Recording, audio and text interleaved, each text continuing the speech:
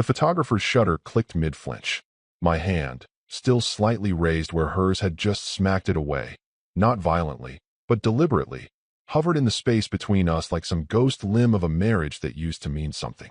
A few polite laughs from the group masked the awkwardness, but the flashbulb had already captured it. My wife turning to the camera, radiant and composed, while I stood beside her, half cut from the frame, half rejected in real time. "Don't," she hissed through her teeth, smile still plastered on. "It makes me look unavailable." The words didn't land like a punch. No, they landed like a signature. A signature at the bottom of a contract I hadn't realized I'd already watched her write over the last 2 years. You don't forget moments like that, especially when they happen in the atrium of the building you personally helped fund, in the very headquarters where your private equity firm closed its first international deal, where your quiet capital built an empire others now take selfies in. And yet here I was, reduced to a prop she didn't want in her scene. It wasn't rage that followed, not even embarrassment, just stillness, a switch flipping, a room going cold. I didn't say a word, didn't even bother with the rest of the photo. I stepped back, watched her float to the next conversation like a hostess at someone else's party, laughing too loud, complimenting a junior partner's wife's shoes, batting her lashes at the man who'd once begged me to bring her into corporate events because she softened the room. Softened, right. I spotted him across the room, her boss, Ted Armon. Tall, tanned, and currently laughing too hard at something his table of investors just said. He caught sight of me walking toward him and raised his glass in a friendly toast. I didn't toast back. I stopped at the edge of the table, reached into my coat pocket, and dropped my wedding ring into his open hand.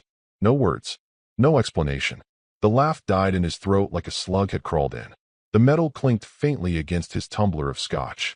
He looked at it, then at me, then at her. His face paled a shade. His eyes didn't blink. "You need to leave my table," he said, voice flat, cold, and loud enough that half the table fell silent. "Now." She turned mid-laugh, glass halfway to her lips.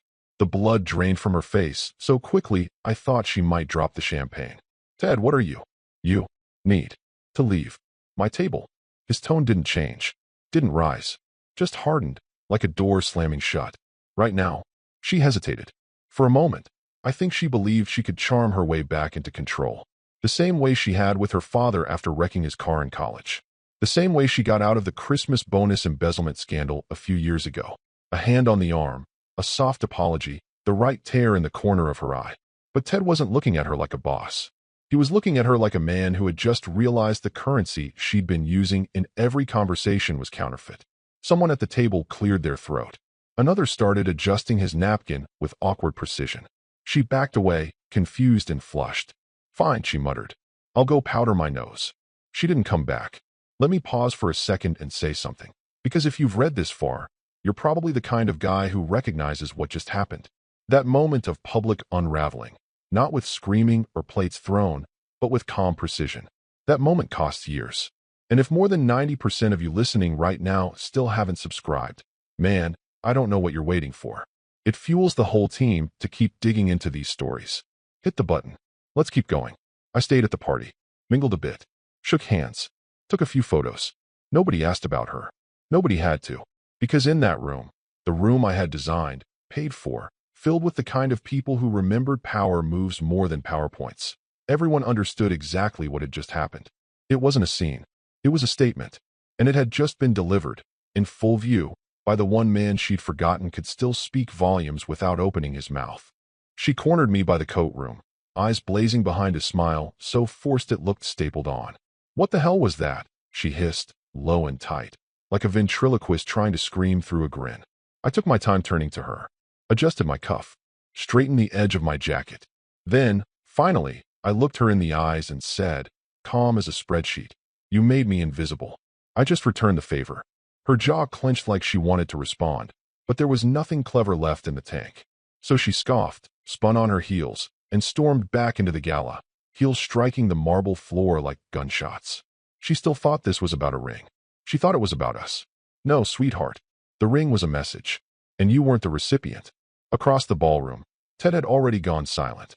His face, usually warm, flushed with bourbon and ego, was drained and stiff. He leaned into the ear of one of the senior investors. A whisper, then a nod, another whisper, then a sudden excuse to leave the table. The ripple had started. By the time she reappeared on the floor, trying to reattach herself to conversations, the air had changed. People were polite, supernaturally polite. Too polite. Like diplomats before a scandal breaks. Conversations stopped when she approached. Junior associates, usually eager for her attention, suddenly spotted someone they had to say hello to across the room. Her smile stayed locked in place, but her eyes began scanning, calculating, trying to solve the puzzle she didn't know she'd just stepped into. She finally found Ted again near the hors d'oeuvres. She reached for his arm. He stepped back. Ted, she began too loud. If this is about. He cut her off with a gentle, cutting half-smile. Not now, Madison. She hated being called by her full name. No one in the firm ever did. It was always Maddie. Warm. Familiar. But now it was Madison. Later that evening, someone else presented the dessert tray to the chairman's table. A job she always insisted on doing herself, claiming it gave her a direct line to the inner circle. This time, no one even acknowledged the change. She drifted near me once more by accident. Her eyes darted to my left hand, now bare. So that's it? She asked quietly, trying to reclaim the upper hand with mock calm. You embarrass me in public and expect what? An apology. I sipped my wine. No, I expect you to remember who put your name on that door. She didn't have a retort ready for that one. Just stood there, breathing like she'd jogged across the city. The unraveling didn't scream. It murmured. On Monday, her 10 a.m. leadership sync was mysteriously marked rescheduled in the firm calendar. No explanation. No reschedule notice. Just gone. The strategy brief she was meant to present got reassigned to someone who once fetched her coffee. Her boss's executive assistant suddenly started routing her calls to voicemail, and a preliminary audit of partner travel expenditures popped up in her inbox, courtesy of the internal audit team, which hadn't been active since the pandemic years. She blamed me, of course. That night, I came home to her pacing the kitchen in heels she hadn't yet kicked off, wine glass untouched on the counter. You smug bastard, she said, no preamble. You've been waiting to ambush me. Ambush? I echoed, tossing my keys into the bowl by the door. Madison, you've been tripping over red flags for months. I just stopped catching you. She scoffed. You really think this makes you look strong? You think your little gesture tonight? What? Made Ted your buddy? You think he'll side with you? I shrugged. Who said it was a little gesture? That one landed somewhere behind her ribs. She stopped pacing. The truth was, she still thought the dominoes had started falling at that party, that the ring had caused something. But it hadn't. It confirmed something. For months, the whispers had already started. Partners noting her power plays, her overspending on client dinners, her growing habit of working late, with the same junior VP in the Atlanta office every time she flew south. I'd let it go. I'd watched. I'd documented. And I'd said nothing. Until I said everything, with silence, and metal, and timing. Now, the house she built with charm and ambition was cracking at the seams, and she still thought she could tape it together with attitude. Behind closed doors, no one was listening to her anymore. And worse, no one was speaking for her either. 6 months earlier, in a private corner booth at Belgrave's, an old-money steakhouse tucked between the city's financial district and where secrets go to breathe, I sat across from Ted Arman, nursing a rye I didn't want and studying a man who thought he understood leverage. He was relaxed, smug even, swirling his drink like the amber liquid gave him insight. He thought this was a meeting to charm me into backing a bloated acquisition he was championing, a media tech firm long on hype, short on substance. What he didn't know was that I wasn't there to hear a pitch. I was there to deliver a condition. You know, he said, grinning like a man with all the cards. Your wife's got a gift. She knows how to work a room. I sipped. Didn't respond. She's got charm, polish. People listen when she talks. Hell, half the partners only started showing up to meetings because she was running them. Still, I said nothing. Just watched him. Finally, I leaned forward. I've been developing a new instrument, I said, setting a leather folder between us. Small cap industrial reinvestment. Quiet margins. No sizzle. Just long-term iron. His expression shifted. A slow blink. His hand reached for the folder instinctively, like muscle memory. He opened it, scanned the first page, then the second. His face sharpened. These numbers. Projected returns, 2% variance over 5 years. 3 investor slots. 1 already committed. The second's yours. With a caveat. He paused, eyes narrowing. Go on. I set my glass down, flat, deliberate. You watch how she treats me. Not behind closed doors. In public. If she ever disrespects me in your presence, that's the moment you'll know she's a liability. Not to me. To you. He laughed. Too loudly. It was the laugh of a man who didn't believe the ground could shift under him. You serious? He chuckled, still flipping through the file. What is this, a marital loyalty test? No, I said flatly. It's an operational risk assessment. I'm giving you a trigger. That shut him up. I leaned back. You've been letting her take liberties because she makes you look good. That's fine for now. But when a person forgets the source of their power, they become dangerous. When that moment comes, and it will, you'll need to know you saw it with your own eyes. He closed the folder slowly, almost reverently. And if that moment doesn't come? I smiled, for the first time all evening. Then you'll never need to cash in the fund. But between us, you won't be waiting long. And I was right. Because that moment, her moment, came in that atrium under the glass ceiling, in front of half the firm's future, when she slapped my hand away like I was a distraction from her spotlight. The look on Ted's face when the ring hit his palm wasn't confusion. It was recognition. A flash of memory, a steakhouse, a drink, a file folder, and a condition he never believed he'd see triggered. But now the trigger had been pulled. The ring wasn't about love. It wasn't a romantic gesture turned sour. It was a signal. Clean. Surgical. And the man holding it had no choice now but to act. Because he'd made the deal. And the ink had dried. In the days that followed, Ted didn't call me. He didn't need to. We'd already said everything. He began quietly closing doors around her. First, the project she had staked her reputation on, a pivot into high-growth fintech, was moved to another lead. No explanation. Just realignment of strategy.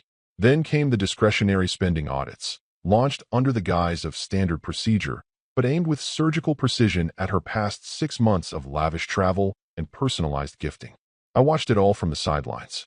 No texts, no confrontations, just silence. Calculated. Efficient. She still didn't understand. She blamed it on internal politics. On Ted being paranoid. On my ego. But none of this was about ego. It was about architecture. And every piece had been placed months in advance, brick by brick, clause by clause, all leading to that single drop of metal into an open palm, a silent contract between men who understood consequences. And now it had begun. Not the war. That was already over. This was just the cleanup.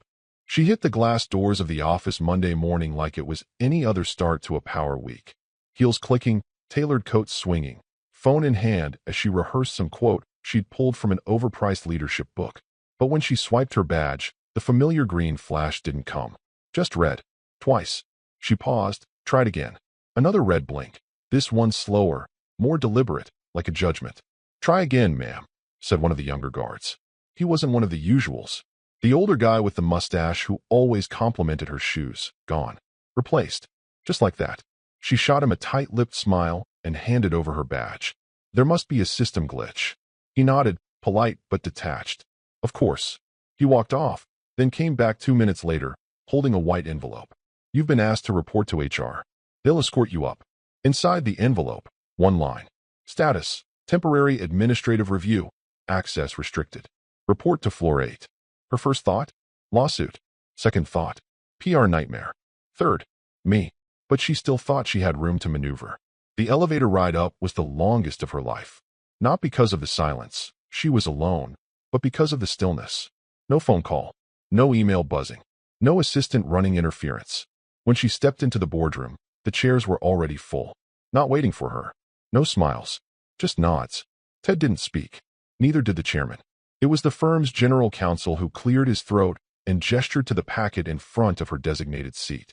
Effective immediately, he began, not looking up. Project oversight for Falcon Bridge and the Clearwater roll-up has been reassigned to Doug Reeves.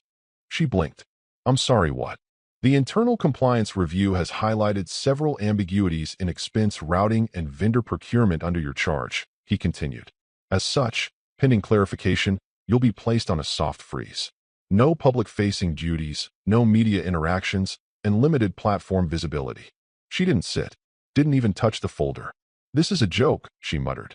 I run Falcon Bridge. Doug can't even spell EBITDA without help. Ted finally looked up.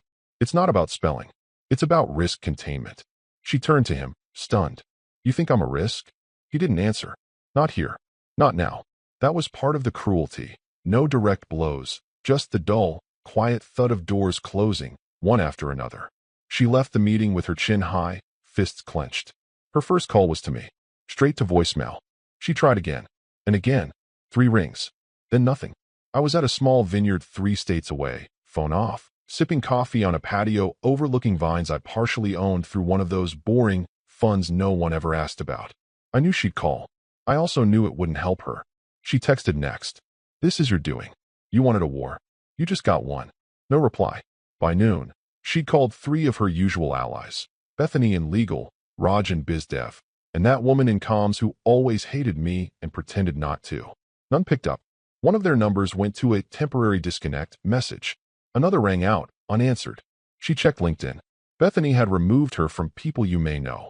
By late afternoon, she discovered her assistant, Lauren, was on indefinite leave, effective as of that morning.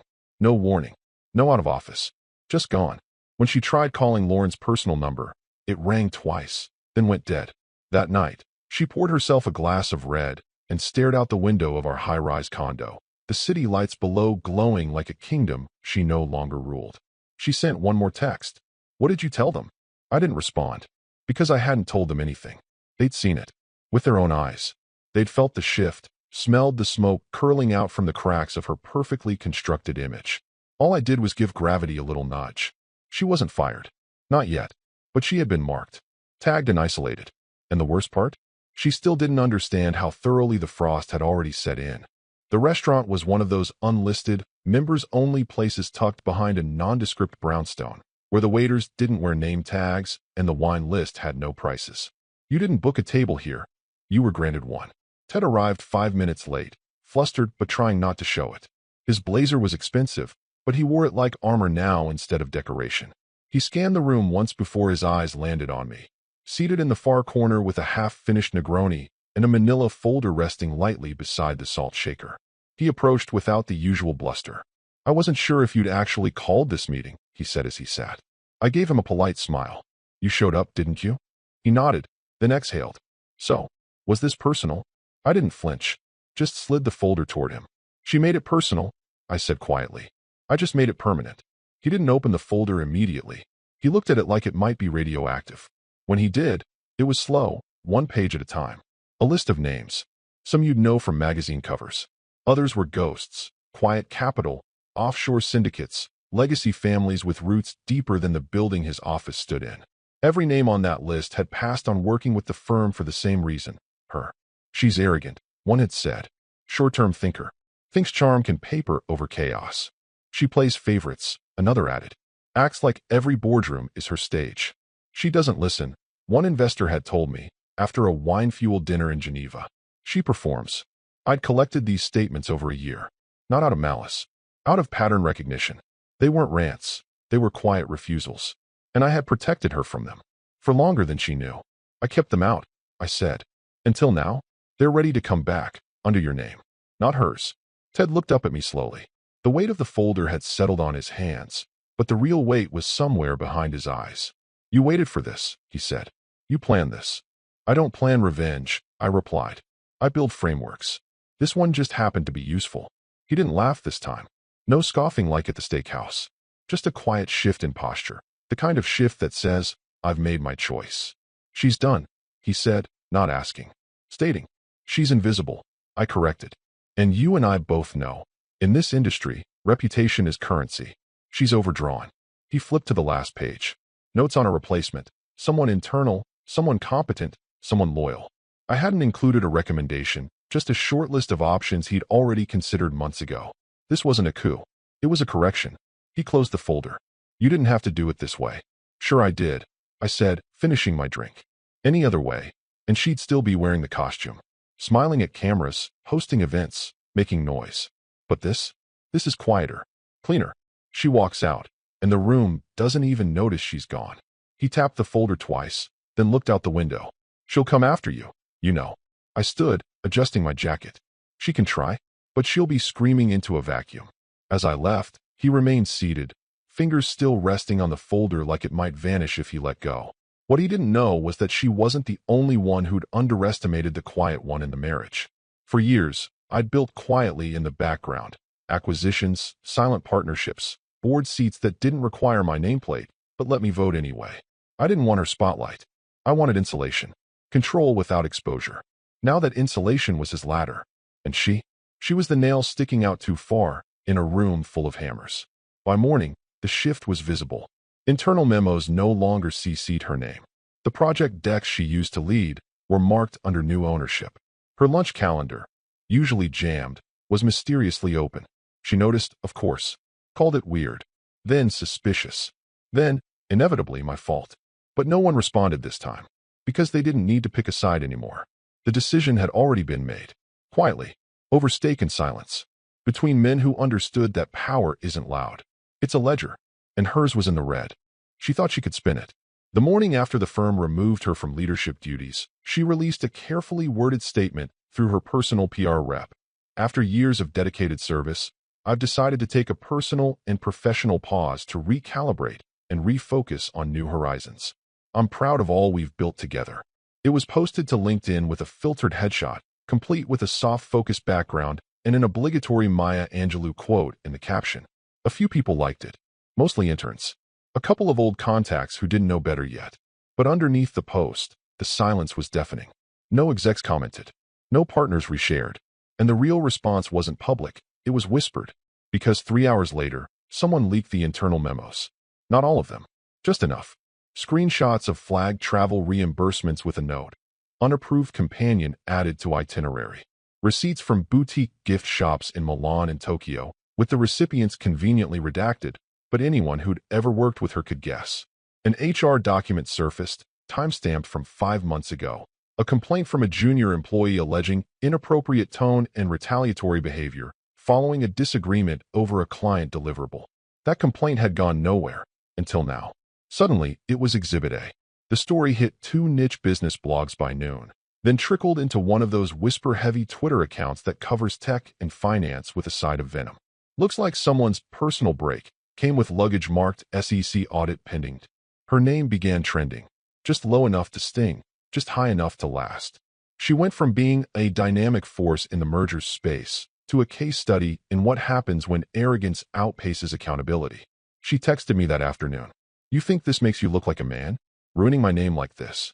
I didn't respond, because I didn't have to leak anything. Those files were already on firm servers. The receipts had dates and signatures. The complaints were filed months before the gala. All I'd ever done was keep them from surfacing, until she made it personal. Now, the leash was off. She called Ted next. Tell me you're not behind this, she snapped. I'm not, he said truthfully. What does that even mean? It means I didn't create the problem, he said. I'm just no longer protecting it. Her voice cracked. You're gutting me. He didn't respond. That afternoon, an internal announcement went out from the chairman's office. It was 3 lines long. Effective immediately, Madison Porter will begin transitioning out of her role. We thank her for her past contributions and wish her the best in future endeavors. That was it. No champagne. No farewell lunch. Not even a damn bagel tray in the conference room. When she returned to the office to gather her things, her badge had already been disabled. Security let her in, watched her pack, and walked her back out without a word. The glass walls that had once framed her kingdom now felt like a terrarium. And she was the exotic specimen no one wanted to touch.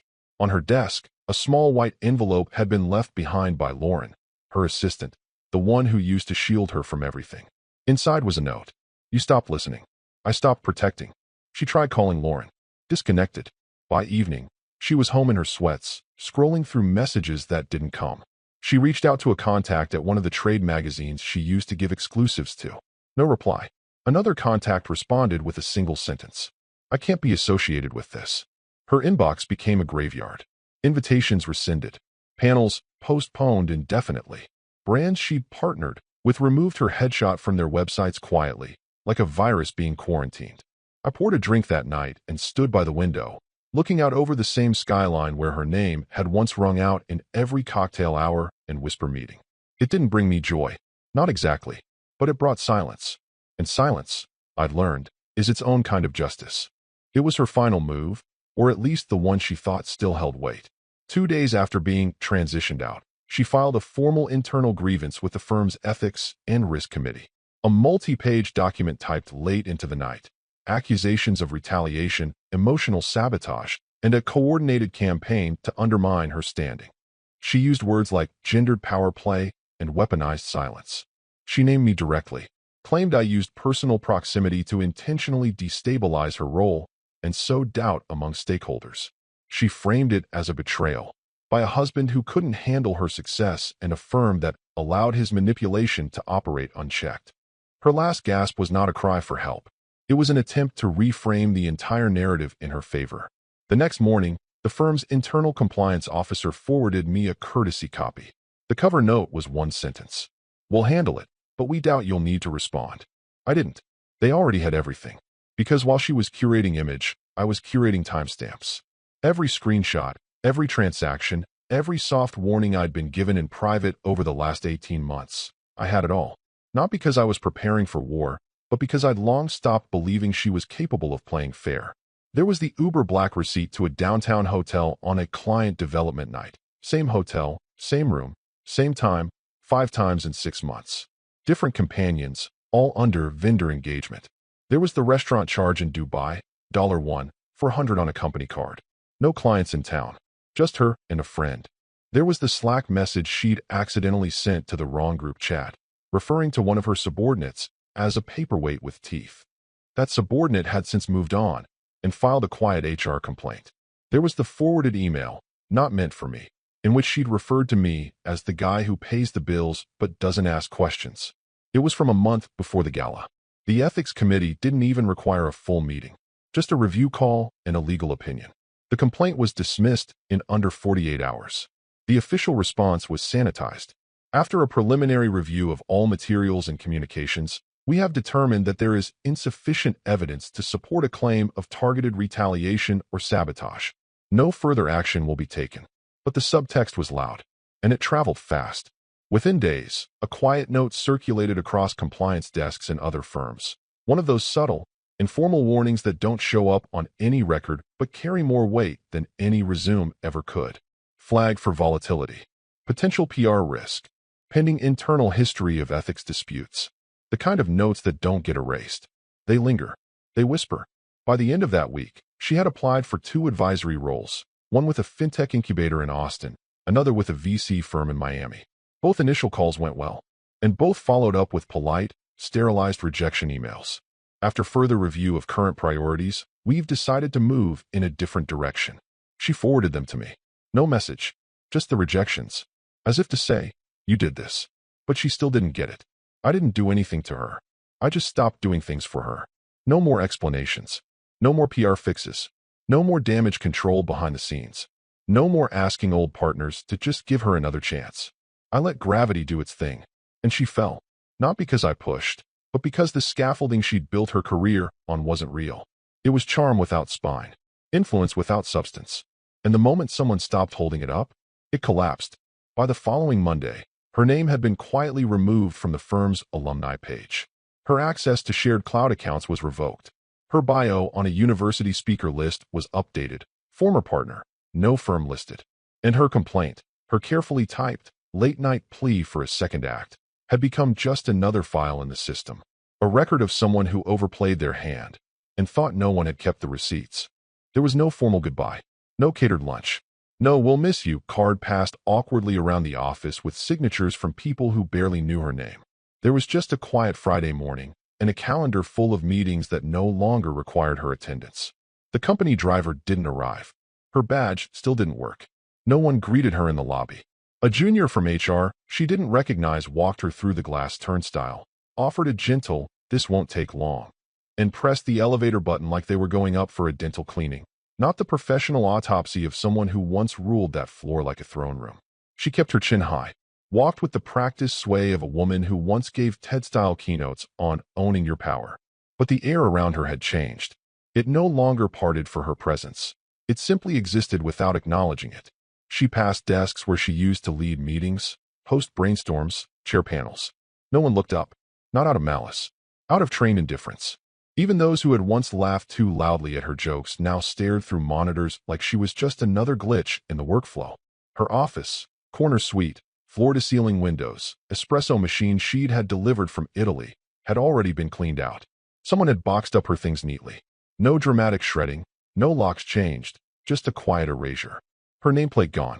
Her framed quote, "She who dares, wins," replaced with a company mission statement in a generic frame. No one said her name, not even in whispers, as if speaking it might summon bad luck.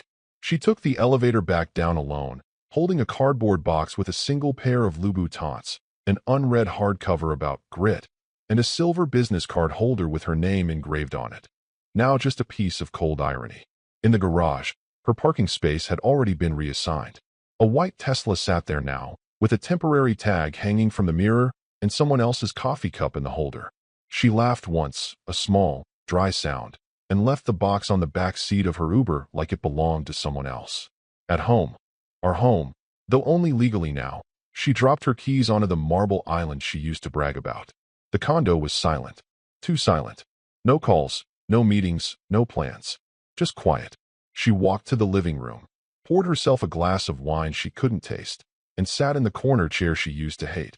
Said it made the space feel cluttered. Now, it was the only seat that didn't echo. Eventually, she went to the bedroom, opened the top drawer of the vanity, where she kept her media jewelry, the stuff she wore in photos, on panels, in interviews.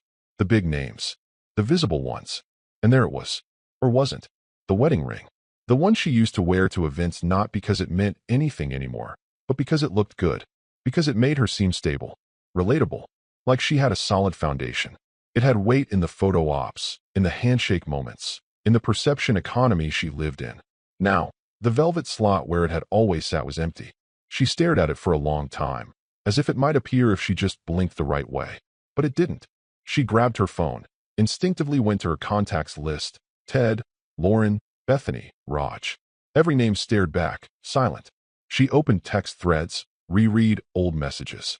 Considered typing something. Deleted it. She tried calling one, then another. Straight to voicemail. She opened Instagram. Her last post, a quote about resilience, had barely any engagement. The comments were either pitying or fake positive, and one had been removed, probably flagged. She stared at her own photos. The staged smiles, the ring, the backdrops, the captions about grind and alignment and owning the narrative. Then she set the phone down, because there was no narrative left to own, no one to text, no one to call, no spotlight to pose in. Just a woman, barefoot in a penthouse she once called temporary, staring into a velvet box with a missing ring and realizing, maybe for the first time, that silence doesn't come all at once. It grows. It spreads. And when you finally notice it, it's already everywhere. The resume she sent was perfect, polished, structured, and edited down to a clean 2 pages. Every bullet point glowed. Every verb was powerful, spearheaded, orchestrated, scaled. She submitted it to 3 firms the same week. Big ones. Competitors she used to mock for being too conservative, back when she believed charm beat structure. One firm thanked her for her interest. Another didn't reply at all. The third responded with, "We're pursuing candidates with a different experience profile." She called an old contact in HR to ask if he'd heard anything. He had, and he paused too long before saying it. "Off the record, there's a note in your file." A note. He hesitated again. Nothing formal. Just notations. From the compliance end. "You're marked as reputationally high risk." She laughed, sharp and brittle. "For what? A press release?" He didn't answer. Because he didn't need to. She knew what it was. A note. Just a quiet flag. Not even in red. Just gray. Enough to disqualify her without an explanation. Enough to make the boardroom door stay closed. Not locked, just never opened. Her references didn't respond. Her calls started to feel like cold pitches. And soon, they were. She downgraded. First the wardrobe, swapping out tailored suits for professional casual. Then the apartment, moved 2 floors down, same building, smaller footprint.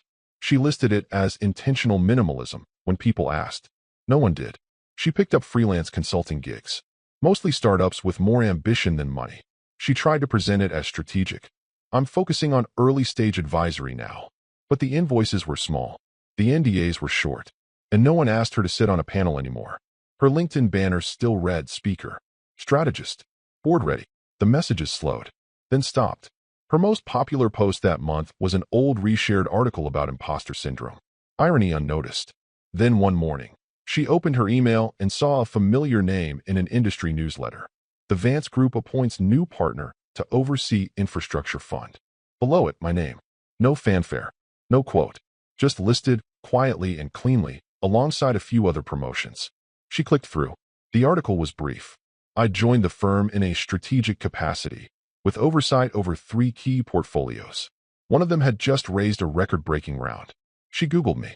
There wasn't much. By design. A few speaking engagements I hadn't attended. A few boards I sat on behind tinted glass. No Instagram. No Twitter. No breadcrumbs. Just results.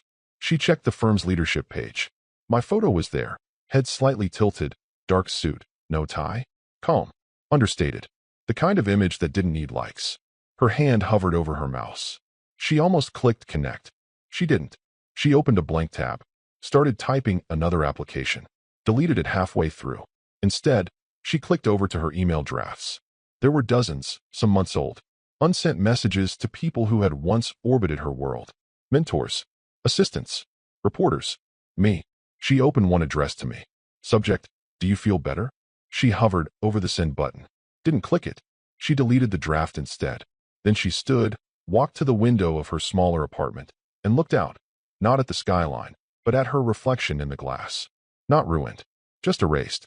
Not because I took anything from her, but because her power had always been performative, curated, dependent on eyes watching. And now, no one was watching. Meanwhile, somewhere in the city, I sat at a private roundtable dinner with 3 founders and a fund manager from Zurich, finalizing a deal that would restructure 2 industrial corridors in the Midwest. I never mentioned her name. Didn't need to. Because revenge isn't about shouting. Sometimes, it's just the absence of applause when she steps on stage. And the quiet, dignified sound of your name being spoken in rooms she'll never walk into again. The mixer was smaller than she was used to, an event space above a WeWork, dim lighting trying too hard, and sponsored cocktails with names like Pitch Perfect and the Founder's Margarita. But it was something. And lately, something felt like an upgrade. She had spent nearly 2 hours rehearsing what she'd say if she ran into someone who recognized her. Something breezy, strategic, like, I've been in a rebuilding phase, taking on boutique clients, selective engagements. She wore a navy blazer over a black blouse, no jewelry aside from a modest chain. Understated. Intentional. She'd read an article that said too much shine made people suspicious these days. Halfway through the night, she was standing near the catering station, holding a lukewarm slider and pretending to enjoy it when the room shifted. Not audibly, not even visually, but something in the air changed. And she saw why. Across the room, near the bar, 2 men stood laughing. One of them was Ted, now the CEO of the largest infrastructure-focused fund on the East Coast. The other, standing next to him with a glass of scotch in one hand and a calm, easy smile. Me. She froze mid-bite, hand trembling slightly as she lowered the plate. They weren't just talking. They were relaxed, comfortable, like old friends who'd finally started doing the real work they'd always wanted to do. The handshake between them lingered, the kind of shake that closes deals and reopens futures. Ted said something and laughed. I responded with a nod, a small smirk. Then, as if sensing the weight of a stare, I turned. I saw her. My expression didn't change. No smirk, no anger, no satisfaction, just a quiet, measured nod. And then I turned back to Ted. She didn't move for a long second. Then, gently, she placed her drink on a high-top table and left her plate untouched. She stepped backward through the crowd, no coat in hand, no goodbye. She walked out before dessert was served. She didn't wait to see who won the startup pitch competition. Didn't pass out any business cards. Didn't check to see if the selective engagements line worked on anyone. Back in her apartment, she dropped her keys onto the counter and kicked off her shoes with the grace of someone exhausted by pretending. She opened her laptop. 53 unread emails. One of them was a newsletter from a publication she used to be quoted in regularly. She used to have alerts set for when her name appeared in their SEO tags. She almost deleted it, but something about the subject line made her click. It was an interview. Ted had spoken at an investors summit earlier that week. A short article. Nothing flashy. But the closing quote hit harder than anything she had expected. Loyalty is everything. Some rings aren't worn, they're remembered. She stared at the screen. No attribution. No elaboration. Just the sentence. A single line that landed like a blade, quiet and precise. Because that was always the game, wasn't it? She thought the ring had been a gesture of defeat. It wasn't. It was a contract. A signal sent and received. Between men who didn't need to shout. Between people who understood that power lives in what you don't say, in the spaces between public moments, in the cold clarity of timing. She closed the laptop, not gently. It snapped shut with a little more force than intended. She stood in the kitchen, The hum of the refrigerator suddenly louder than the silence in her inbox. Outside, the city kept moving. Inside, she poured herself a glass of wine she didn't want, lit a candle that smelled like fig and smoke, and sat alone on a couch she once bought because it photographed well. And in that moment, there were no headlines, no phone calls, no redemption arc, just a quiet realization that some endings don't come with a bang. They come with a nod, and the sound of your name being spoken by people who don't even need to mention you anymore to win.